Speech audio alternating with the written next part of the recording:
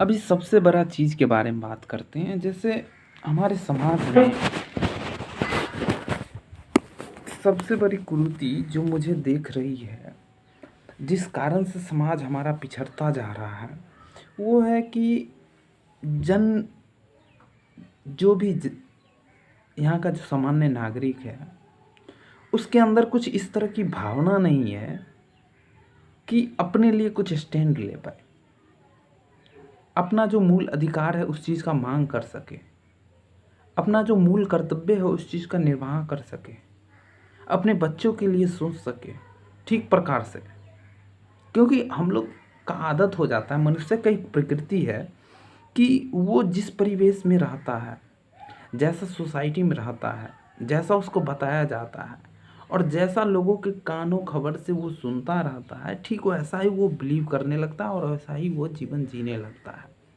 जो कि ये बहुत सालों से चला आ रहा है गाँव में। जैसे सबसे बड़ा उदाहरण ले लीजिए कि जहाँ जहाँ अशिक्षित आदमी है, जहाँ पे अशिक्षा बहुत ज़्यादा है, जहाँ पे अब तो कुछ जगह पे, जैसे हम लोग के गांव के आसपास कुछ गांव ऐसे हैं जहाँ पे बहुत सारे ऐसे लोग निकले हैं जो कि अभी जॉब कर रहे हैं, नौकरी कर रहे हैं, और लेकिन वो जॉब तो कर रहे हैं, बैल की तरह घिस घिस के मेहनत करते करते जॉब तो ले लिए, लेकिन उनसे कुछ न समाज को फ़ायदा हो रहा है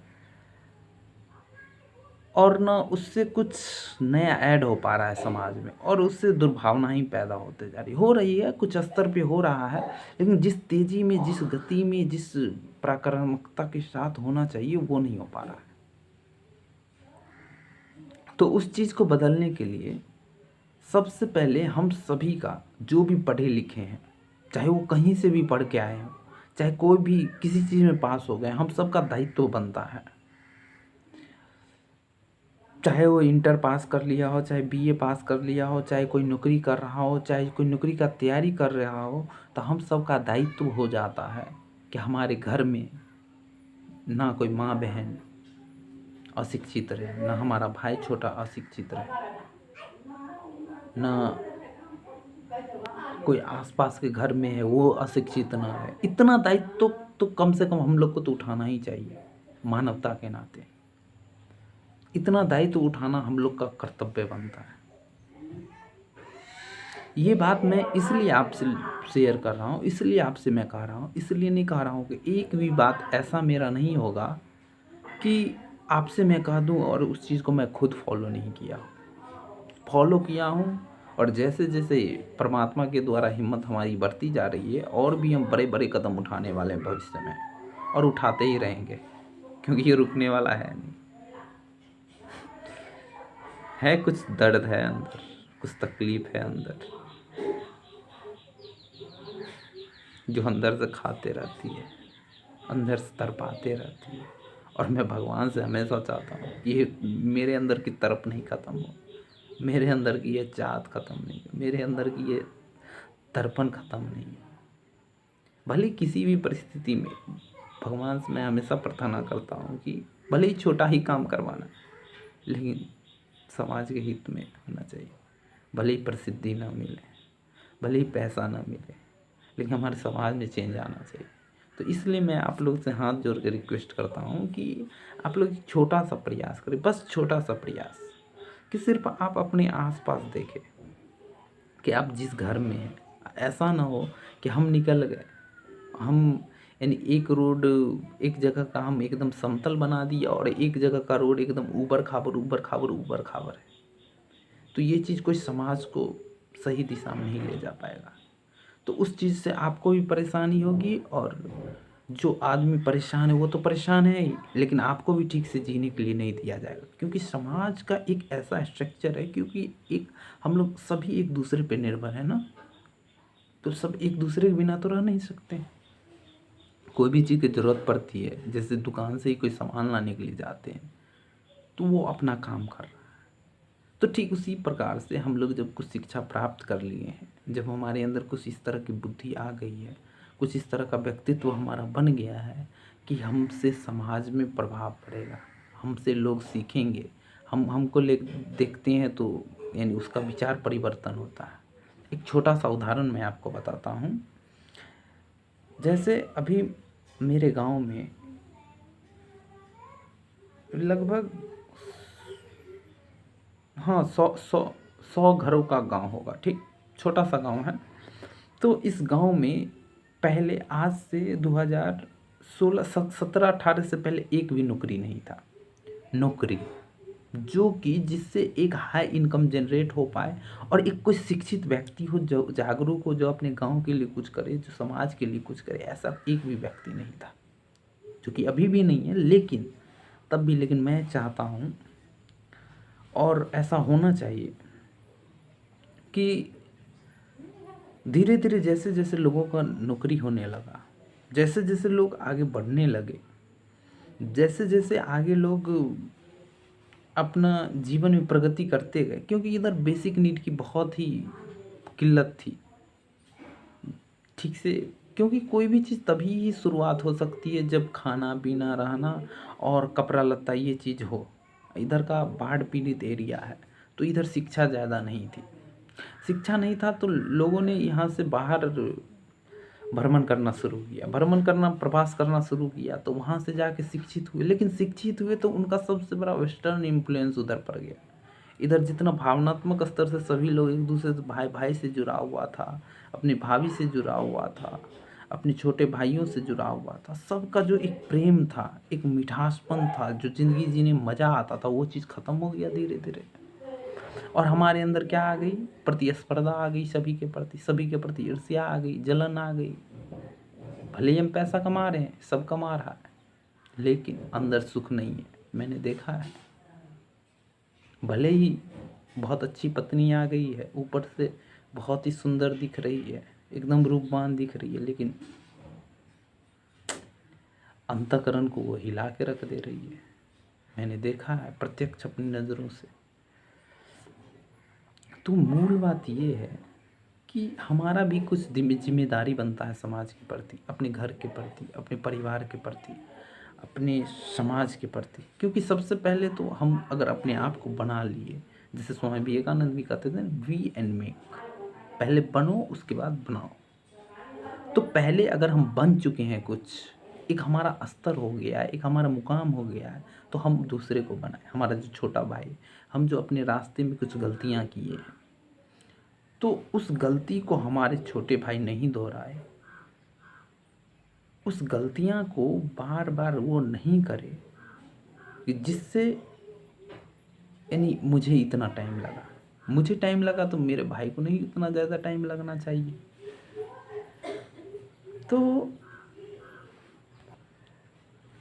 तो हम सभी का दायित्व हो जाता है कि हम जो सीखें वो दूसरे को सिखाएं, हम जो जाने उसको दूसरे को जानवाएं, और रचनात्मक प्रयास जगह जगह पे हम करते रहें।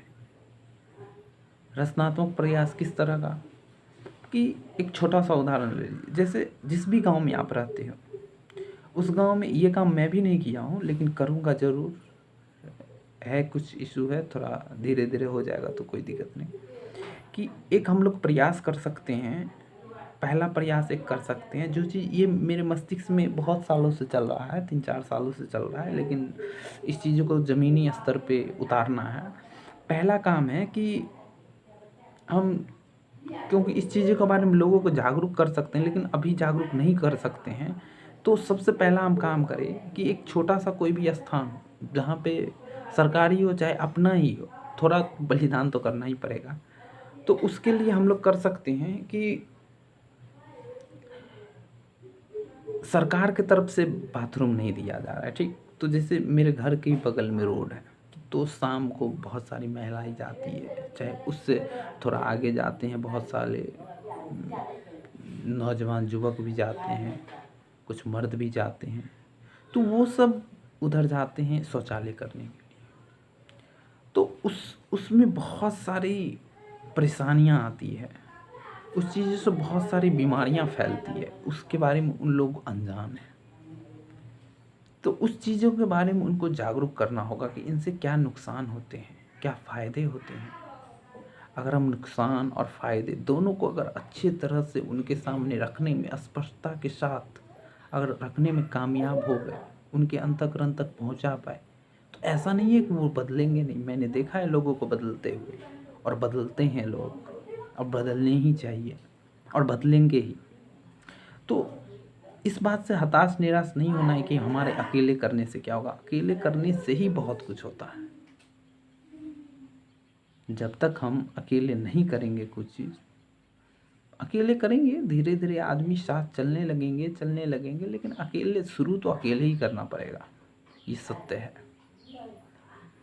भले ही लोग पीछे आ जाए, अप्रिसिएट करने लगे चीज़ को, क्योंकि इसलिए कि क्योंकि ये चीज़ उनके लिए नॉर्मल नहीं है। जो चीज़ नॉर्मल नहीं होता है समाज के लिए, चाहे राष्ट्र के लिए, भले ही वो कितना ही सही हो, उसका विरोध तो होगा, इसमें कोई शक नहीं है। तो जो चीज़ कुछ नया प्रयास किया जाता है, चाहे समाज में, चाहे राष्ट्र में, चाहे घर में, चाहे व्यक्तिगत रूप से, चाहे खुद पे, अगर हमारा कोई ढर्रा जैसे है कि कोई भी चीज़ पे अगर हम चल रहे हैं, हमारा ढर्रा है कि झूठ बोलने का, ठीक, तो अगर हम सच बोलने का प्रयास कर रहे हैं, तो एक बार दिल ज़रूर बोलता है कि चलो यहाँ अपना थोड़ा फ़ायदा के लिए चलो झूठ बोल देते हैं। लेकिन उसी चीज़ को जब प्रैक्टिस करो, नहीं, ये एक आदत हमको बर्बाद करके रख देगा, यही आदत धीरे धीरे बहुत ख़राब हो जाएगा। तो हम क्या करते हैं एक बार चलो नहीं झूठ बोले, फिर दूसरा बार धीरे धीरे कम झूठ बोले, तीसरा बार धीरे धीरे कम झूठ बोले, चौथा बार धीरे धीरे और कम झूठ बोले। तो झूठ जैसे जैसे हम कम बोलते जाते हैं, उसके बाद हमारी एक आदत बनते जाती है, और अंदर से हमको एक प्राइड महसूस होता है। तो उस प्राइड को जिंदा रखने के लिए कि अंदर से हमको एक शक्ति मिलता रहे, क्योंकि आपको भी पता होगा कि आत्मशक्ति से बड़ा कोई भी शक्ति नहीं है। जैसे सबसे बड़ा उदाहरण ले लीजिए, जब महात्मा गांधी ने अपना व्यक्तित्व बना लिया था, जब उनका व्यक्तित्व उस स्तर का, साधु संत स्तर का बन गया था, जो कि पूरे सार्वजनिक तौर पे उन्होंने अपनी ज़िंदगी की आहुति समाज के लिए, राष्ट्र के लिए, समाज के लिए दे दिए थे, तो उनके पीछे पीछे लोग चलने लगे। उन पे एक विश्वास जम गया कि हाँ, ये व्यक्ति है जो कि इस यातनाओं से, ये इन त्रासदी से, इन अंग्रेज के चंगुल से यही हम लोग को बचा सकते हैं। तो उनके पीछे एक जन सैलाब चला। तो ठीक उसी प्रकार से हम लोग के भी पीछे चलेंगे। हम लोग अगर कुछ रचनात्मक कार्य करने जाएंगे, हो सकता है कभी पैसे की तंगी आ जाए, पैसे की तंगी आएंगे, कोई दिक्कत नहीं, लेकिन जैसे ही हम एक अपना व्यक्तित्व का कुछ स्तर इस प्रकार का बना लेंगे जो कि उस स्तर पे पहुंच जाए, जो कि लोगों की श्रद्धा, प्यार, विश्वास को जीतने में सहायक हो सके। क्योंकि सबसे बड़ा हथियार एक समाज सेवक का, एक महापुरुष का, एक जो समाज के लिए कुछ देना चाहता हो, कुछ करना चाहता हो, उसके लिए सबसे बड़ा हथियार होता है उसका व्यक्तित्व। वही उसके एडवर्टाइजमेंट होता है। जैसे कोई कंपनी वाले को देखते होंगे, तो जगह जगह पे जाके लगाएगा, ये खाइए तो ये हो जाएगा, ये खाइए तो ये हो जाएगा, ये खाइए तो ये हो जाएगा। ठीक उसी प्रकार का से जो महामानव होते हैं, जैसे बहुत सारी कंपनी वाले को देखते होंगे, अपना एड्स चलाते हैं, यूट्यूब पे चलाते हैं, फेसबुक पे चलाते हैं, इंस्टा पे चलाते हैं, ट्विटर पे चलाते हैं, लिंक्डइन पे चलाते हैं, गूगल पे चलाते हैं, टीवी पे चलाते हैं, उसके लिए करोड़ों करोड़ों रुपया खर्च करते हैं, तब आदमी जाके उनको जानता है। ठीक उसी प्रकार से एक महामानव जो होते हैं, वो अपने खुद पे इन्वेस्ट करते हैं। खुद पे क्या इन्वेस्ट करते हैं? अपने समय को इन्वेस्ट करते हैं। एक जो ढर्रा आम मानव की जो चलते रहती है, उसके अगेंस्ट में वो जाते हैं। उसके अगेंस्ट में जाके अपने विवेक, बुद्धि और स्वतंत्र चिंतन के आधार पे चीज़ को सोचते हैं, या आखिर सही क्या है, क्या गलत है, आखिर इससे समाज को क्या हानि है, इससे हमारे राष्ट्र को क्या हानि है, इससे विश्व को क्या हानि है। तो उन चीज़ों को वो सोचते हैं और उस आधार पे अपने आप को बनाते हैं, और बनाने में बहुत सारी परेशानियां आती हैं। कभी आपकी आर्थिक स्थिति ठीक नहीं होगी, कभी आपकी सामाजिक तौर पे चीज़ें ठीक नहीं चलेंगी, कभी आप खुद अंतःकरण से जूझते रहेंगे। कुछ कुसंस्कार हमारे ऐसे होते हैं जो बचपन से वो एक बिल्डअप हो जाते हैं, तो उसको छुड़ाने में बहुत सारा मेहनत खर्च करना पड़ता है। वैसे कहा जाता है कि इस दिन में कोई भी आदत लग जाती है। आदत लगना अलग चीज़ है, संस्कार बदलना अलग चीज़ है, बिल्कुल अलग चीज़ है। तो संस्कार बदलना सबसे बड़ा दुनिया का काम है। जब वो संस्कार बदल जाता है तब कैसी भावनाएं आती है। एक छोटा सा उदाहरण मैं आपको पेश करता हूँ। जब संस्कार बदल जाते हैं, जब अंदर से चारित्रिक उत्कृष्टता आ जाती है, तो आदमी अंदर से शेर हो जाता है, उसे किसी का भय नहीं रहता।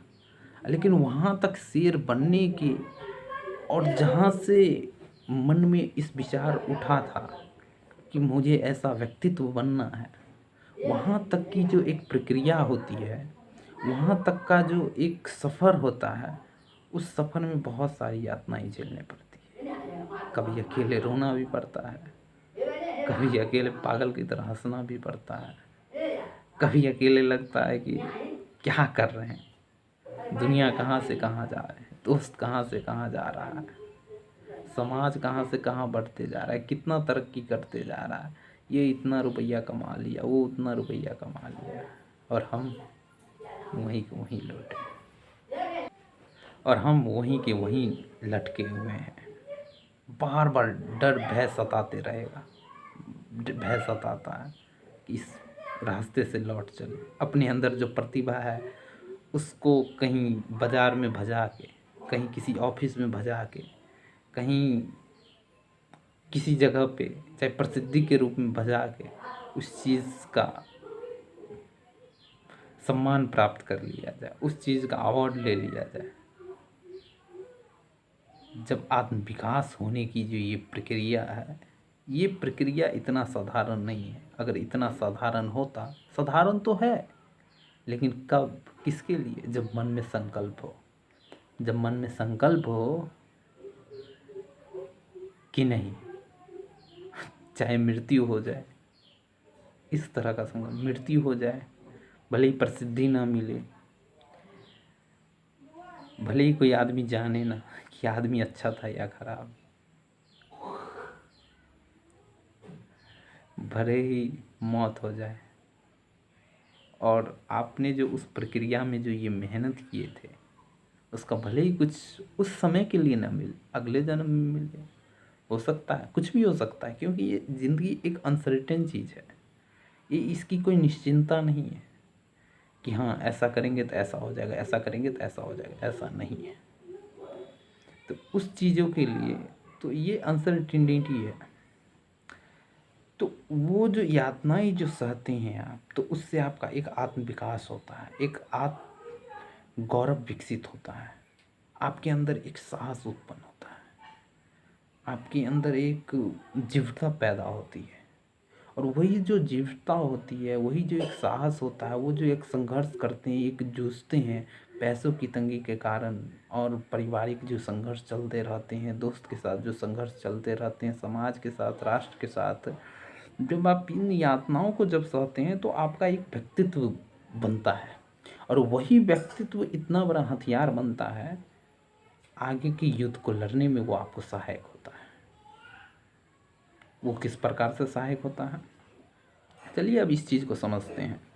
वो इस प्रकार से सहायक होता है कि आपकी वाणी में एक तीव्रता पैदा कर देगी, वो वाणी में एक विशेषता पैदा कर देगी, एक वाणी में एक ओजस्वीता पैदा कर देगी, जो कि आप लड़ने के लिए आपके अंदर एक हिम्मत पैदा कर देगा कि नहीं, हम इस पद पे लड़ते रह सकते हैं, चाहे कोई कितना भी बड़ा पद पे हो, चाहे वो भले ही प्रधानमंत्री बन जाए, वो भले ही घर के कोई वरिष्ठ आदमी ही क्यों ना हो, लेकिन अगर वो गलत कर रहा है तो आपके अंदर इतना हिम्मत रहेगा, भले ही आपकी 2 कौड़ी का इज्जत हो समाज के सामने, परमात्मा के सामने आप राजा हो, लेकिन भले ही आदमी के सामने 2 कौड़ी की इज्जत हो इस ज़माने में, लेकिन आप उससे जूझ पड़ोगे, उससे लड़ पड़ोगे। और उसके बाद क्या होगा, आप जब लड़ पड़ोगे, जब जूझ पड़ोगे, तब क्या होगा, भले ही आपकी हार हो जाए, भले ही आप हार जाओ उस समय के लिए, लेकिन आपकी आत्मा जीत जाएगी, आपकी अंतरात्मा जीत जाएगी कि तुमने लड़ा, तुम्हारे अंदर एक है, ताकत है लड़ने की, जूझने की ताकत है, दर्द सहने की ताकत है। आप जब लड़ जाते हो तो एक साहस उत्पन्न होता है अंदर से, एक गर्व महसूस होता है। और आपको दुनिया में कोई अवार्ड दे या देना, आपका अंतःकरण आपको अवार्ड देते रहता है, देते रहता है, देते रहता है, पुरस्कार पे पुरस्कार वो आपको देते रहता है। और वही चीज़ आपको प्रोत्साहित करते रहती है कि लड़ो, जूझो, रो, अभी रोना है रो लो, लेकिन करना तो है, इसी रास्ता पे चलना है। भले ही पैसा ना मिले, सम्मान ना मिले, दोस्तों के सामने इज्जत ना मिले, भले ही शरीर की कुछ चीज़ें हैं जो नष्ट हो, जिसे दुनियावी भाषा में लोग कहते हैं ये तुम्हारा सम्मान है, ये तुम्हारी खूबसूरती, जैसे बाल हो गया, चेहरा हो गया, ये सारी चीज़ भले ही आपके पास ना हो, लेकिन आपके पास वो चीज़ जरूर होगी जिससे आपकी अंतरात्मा आपको बड़ी खुशी देती रहेगी। यही महापुरुष की सबसे बड़ी कीमती, उसकी सबसे बड़ी संपत्ति होती है, जो कि उसको उस रास्ते पे बनाए रहती है, बनाई रहती है, बनाई रहती है। और यही हमारे भारतीय संस्कृति की परंपरा भी रही है। जैसे आप लोग, छोटा सा उदाहरण से मैं आपको ये बात, और इसके बाद मैं समाप्त करूँगा। एक छोटा सा उदाहरण ले लीजिए चाणक्य का। चाणक्य एक छोटी सी कुटिया में रहते थे। जब उन्होंने चंद्रगुप्त इतने बड़े सम्राट को तैयार किया, महासम्राट को तैयार किया, तो उनके पास सारा वैभव, सारा राष्ट्र की पूंजी, सारे लोगों का सम्मान, सारे लोगों का इज्जत, वो चाहते थे उनके सामने कितने बड़े नौकरों का काफिला रहता, उनको अपने हाथों से कुछ नहीं करना पड़ता। लेकिन नहीं, वो एक उच्च स्तर के ऋषि थे। ऋषि इसलिए थे क्योंकि जो ऋषि होते हैं वो कम से कम न्यूनतम से न्यूनतम साधन का उपयोग करते हैं और राष्ट्र के लिए, समाज के लिए, देश के लिए, विश्व के लिए अपने आप को खपाते रहते हैं, खपाते रहते हैं, खपाते रहते हैं, खपाते रहते हैं, खपाते रहते हैं। उसको भले ही प्रतिष्ठा मिले चाहे ना मिले, पूंजी मिले चाहे ना मिले, लोग उसका सम्मान करे चाहे ना करे, अगर वो अंतःकरण से वो सच्चे हैं। और हमारे ऋषि ऐसे ही थे। उसे कुछ किसी से चाहिए नहीं था, उनको बस सिर्फ क्या चाहिए था, सिर्फ एक चीज चाहिए था, और वो भी हम लोग नहीं दे सके। उनको चाहिए नहीं था, जो कि हम लोग का कर्तव्य और दायित्व बनता था, कि जो अपने आप को खपा पाए इस देश के लिए, जो अपने राष्ट्र के लिए इतना खपा पाए अपने आप को, तिल तिल कर जला दिए अपने आप को। और उसको हम लोग इतने निकम्मे निकले कि ना उनको हम लोग उतना उस स्तर के सम्मान दे सके, ना उस स्तर की इज्जत दे सके। और हम लोग पाश्चात्य संस्कृति की प्रभाव में बहकर अपने महापुरुष की बेइज्जती करने लगे, अपने साधु संतों को मारने लगे, अपने संस्कृति के प्रति घृणा करने लगे।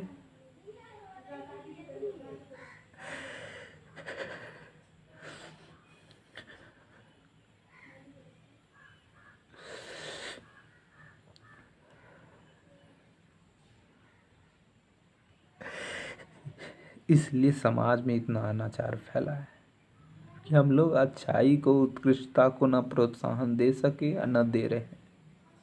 अगर यही होता रहा तो ये जो फिल्में चल रही है, ये जो सिनेमा आ रहा है, ये जो रील्स बन रहे हैं, ये शॉर्ट्स बन रहे हैं, ये समाज में वेस्टर्न कंट्री का पूरा तरह से इन्फ्लुएंस जो बढ़ता जा रहा है, ये जो भावना अंदर तक भर दी गई है, अगर यही काम करता रहा, अगर कोई आदमी पढ़ के थोड़ा इंटेलेक्चुअल होने के बाद अपने आप को समझता है मैं तो अपने धर्म में विश्वास नहीं करता, अपनी संस्कृति में विश्वास नहीं करता, थोड़ी बहुत जो इज्जत अपनी संस्कृति की, अपनी सभ्यता की जो बची हुई है, माँ बहन के बीच में प्यार, माँ बेटों के बीच में प्यार, एक सम्मान, एक आदर, बेटे बाप के बीच में जो आदर बचा हुआ है, इस समूलचा नष्ट हो जाएगी। और ये नष्ट हो जाएगी तो इस पृथ्वी पे ना मानवता जिंदा रह पाएगी, न लोगों पे विश्वास रह पाएगा, लोग एक दूसरे से डरने लगेंगे, दूसरे को भयभीत होने लगेंगे, क्योंकि इस पृथ्वी पर मनुष्य से अच्छा कृति परमात्मा ने किसी को नहीं बनाया है। और दूसरा, मनुष्य जब निकृष्टता की ओर जब बढ़ता है, जब गलत रास्ते की ओर बढ़ता है, तो उससे बड़ा खौफनाक, कामोत्तेज, घटिया, निकृष्ट, दयनीय, खूंखार स्तर का व्यक्ति भी कोई नहीं होता है, जानवर प्राणी भी कोई नहीं होता है।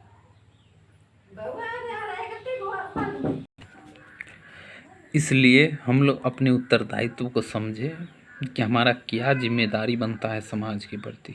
शिक्षा के साथ साथ उसको संस्कार भी देना जरूरी है। अगर संस्कार नहीं दिए तो आप जो परिणाम देख रहे हो, बहुत सारी बातों की मैं चर्चा भी नहीं कर रहा हूँ, जो बहुत सारी बातें, जैसे उस समय में रावण का लंका दहन हुआ था, ठीक उसी प्रकार से अभी भी दुनिया में बहुत सारी लंकाएं हैं जिन्हें हम लोगों को मिलकर समूचा नष्ट कर